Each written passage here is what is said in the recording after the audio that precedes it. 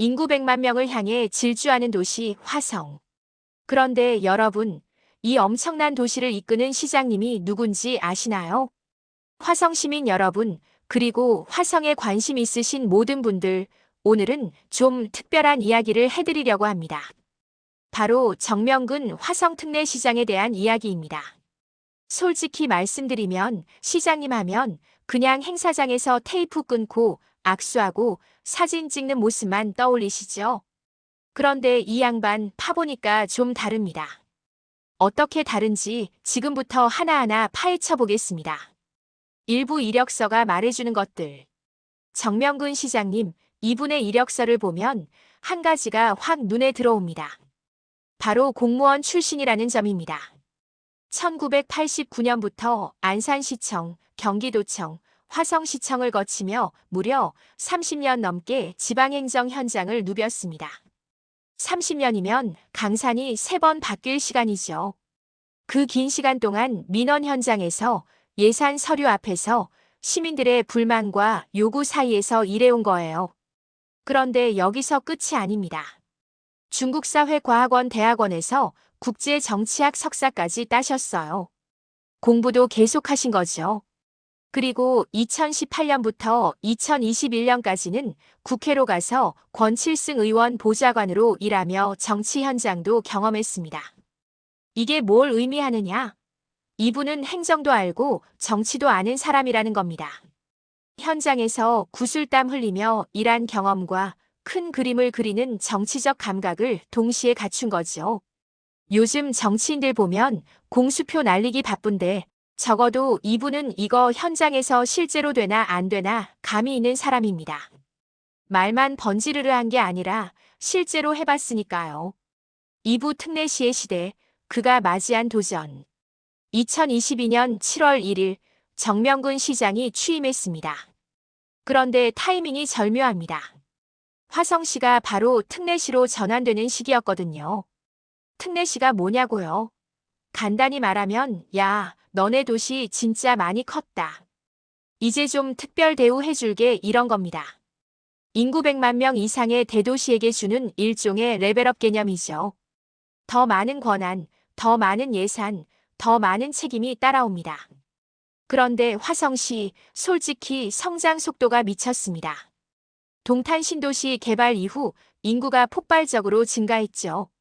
2000년대 초반만 해도 한적한 농촌 지역이었는데 지금은 90만 명이 넘는 거대 도시가 됐습니다.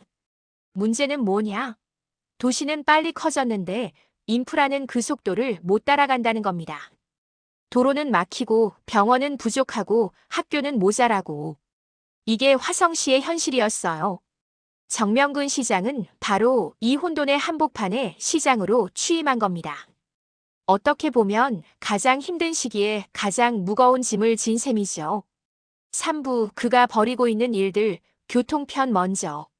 자, 이제 본격적으로 정명근 시장이 뭘 하고 있는지 살펴볼까요? 첫 번째, 교통입니다. 화성 시민이라면 다 공감하시죠?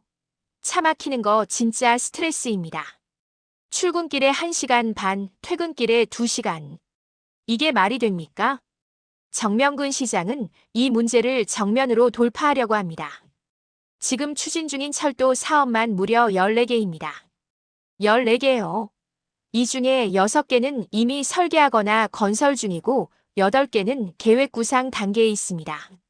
대표적인 게 동탄 인덕원선 복선전철, 신안산선 복선전철 연장 같은 프로젝트들이죠. 이게 완성되면 화성 시민들이 서울이나 인근 도시로 이동하는 시간이 확 줄어듭니다. 도로도 확충하고 있습니다. 국지도 82호선 건설 같은 사업들이 진행 중이에요. 이런 게 완성되면 차 좀 덜 막혔으면 좋겠다는 시민들의 한숨이 조금은 줄어들 겁니다. 물론 이게 하루아침에 되는 게 아니죠. 몇 년, 길게는 10년 넘게 걸리는 사업들입니다. 하지만 적어도 방향은 잡힌 거예요. 우리도 이제 제대로 된 교통망을 갖춰보자는 명확한 의지가 보입니다. 4부, 병원 좀 지어주세요. 두 번째 큰 문제, 의료 인프라입니다. 화성시 인구는 90만 명이 넘는데 제대로 된 대형 종합병원이 없습니다. 급하게 아프면 수원이나 서울까지 가야 해요. 119 구급차 타고 1시간 넘게 달려가는 경우도 있습니다. 이게 말이 됩니까? 병상 수를 보면 더 가슴 아픕니다. 전국 평균에도 한참 못 미쳐요. 인구는 폭발적으로 늘었는데 의료시설은 제자리 걸음인 거죠. 정명근 시장은 이 문제를 해결하기 위해 LH공사와 손잡고 동탄이 지구에 대형 종합병원을 유치하려고 노력하고 있습니다. 이게 성사되면 화성 시민들이 응급실 가려고 먼 길 달려가는 일이 줄어들겠죠. 솔직히 말하면 이건 정말 시급한 문제입니다. 생명이 걸린 일이거든요. 시장님도 이걸 아는지 생명을 지키는 일은 그 어떤 정책보다 우선한다고 말씀하셨습니다. 립서비스가 아니라 실제로 추진하고 있으니 지켜봐야겠습니다. 5부 민생경제, 지갑 사정 좀 나아질까요? 세 번째, 민생경제입니다. 요즘 경기 어렵잖아요. 화성시도 예외가 아닙니다. 특히 소상공인들, 자영업자들 힘들어요. 임대료는 오르는데 손님은 안 오고 빚은 늘어나는데 이자는 무섭게 불어나고 정명근 시장은 이 문제에 대해서도 손을 쓰고 있습니다. 2025년 특례시 민생경제 활성화 추진 계획을 세웠는데요. 핵심은 이렇습니다. 첫째, 지역화폐 발행 확대. 지역에서 쓰는 돈이 지역에서 돌게 만드는 거죠. 둘째, 소상공인 대출이자 지원. 이자 부담 조금이라도 줄여주겠다는 겁니다. 셋째, 20조 원 규모 투자 유치. 기업들 끌어들여서 일자리 만들겠다는 거예요. 숫자만 보면 엄청나죠? 20조 원이면 상상도 안 되는 돈입니다. 물론 이게 실제로 다 들어올지는 미지수입니다. 하지만 적어도 목표를 크게 잡았다는 건 긍정적이에요. 여기에 여성 취창업 지원 프로그램도 만들었습니다. 박람회도 열고 교육도 하고 자금도 지원하고 일하고 싶은 사람들에게 기회를 주려는 시도인 거죠. 6부 미래 먹거리 AI 중심 도시. 네 번째 미래 전략입니다. 정명근 시장의 야심찬 프로젝트 중 하나가 바로 AI 중심 도시 구상입니다. 인공지능 시대에 뒤처지지 않겠다는 거죠. 이를 위해 조직부터 개편했습니다. AI 전략과를 신설하고 디지털 리터러시 강화 교육도 시작했어요. 시민들이 AI 시대에 적응할 수 있게 돕겠다는 겁니다.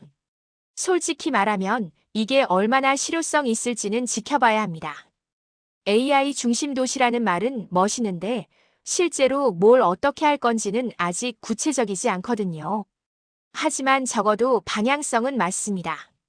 요즘 세상이 어떻게 돌아가는지 알고 있고 거기에 맞춰 준비하려는 의지가 있다는 거니까요. 7부 복지, 출산, 청년. 세심한 부분들.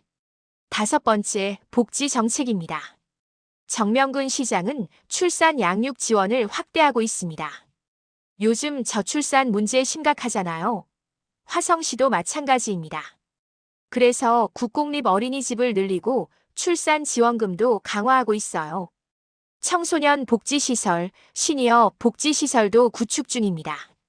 생애 주기별로 필요한 지원을 해주겠다는 거죠. 태어나서 자라고 일하고 늙어가는 전 과정에서 공공의 손길이 닿도록 하겠다는 겁니다. 여기서 눈여겨볼 점은 시장님이 직접 현장에 나간다는 겁니다. 청년들과 간담회하고 농업인들 만나서 이야기 듣고 사업장 직접 점검하러 다니고 예를 들어 동탄 패밀리풀 개장 앞두고는 직접 현장 가서 최종 점검했습니다. 시장이 뭐하러 수영장까지 가냐고 할 수도 있는데 이게 사실 중요합니다. 현장에서 뭔가 문제가 있으면 바로 고칠 수 있거든요. 8부 환경과 안전, 보이지 않는 노력들. 여섯 번째, 환경과 안전입니다. 남양호 유역에 인공습지를 조성하고 있습니다. 비점 오염물질을 줄이기 위해서예요. 이게 뭔 소리냐면 빗물이 땅을 타고 흐를 때 각종 오염물질을 습지에서 걸러내겠다는 겁니다. 물 환경을 지키는 거죠. 어린이 보호구역에 LED 신호등도 설치하고 있습니다. 작은 것 같지만 아이들 안전을 위해 꼭 필요한 일입니다. 교통약자 이동권 확보 사업도 추진 중이에요. 이런 사업들은 화려하지 않습니다. 뉴스에도 잘 안 나오죠. 그런데 실제로 시민들 삶에 직접 닿는 일들입니다. 아이 학교 보내는 부모 입장에서는 신호등 하나가 얼마나 고마운지 아시죠? 그래서 평가는 자, 여기까지 정명근 시장이 하고 있는 일들을 쭉 살펴봤습니다. 그럼 평가를 내려볼까요? 긍정적인 부분들. 첫째, 방향성이 명확합니다. 교통, 의료, 경제, 복지, 미래 전략. 모든 부분에서 뭘 해야 할지 알고 있고 실제로 추진하고 있어요. 둘째, 현장 중심입니다. 행정 경험이 있어서인지 책상 앞에만 앉아 있지 않습니다. 직접 나가서 보고 듣고 점검합니다. 셋째, 장기적 안목이 있습니다. 당장 표 얻을 일만 하는 게 아니라 10년, 20년 후를 내다보는 사업들을 추진하고 있어요. 철도 사업이 대표적이죠. 넷째, 세심함이 보입니다. 큰 프로젝트만 하는 게 아니라 LED 신호등 같은 작은 부분도 챙깁니다. 우려되는 부분들.